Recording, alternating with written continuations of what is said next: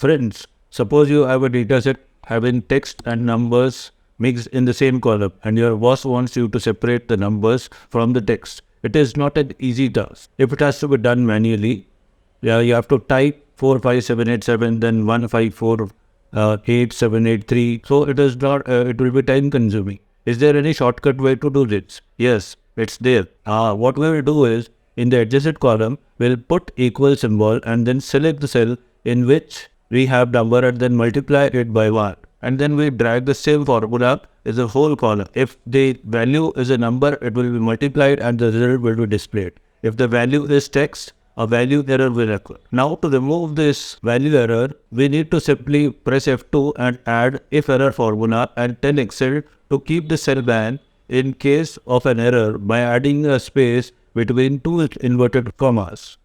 Our new column should now show the separated numbers from the test.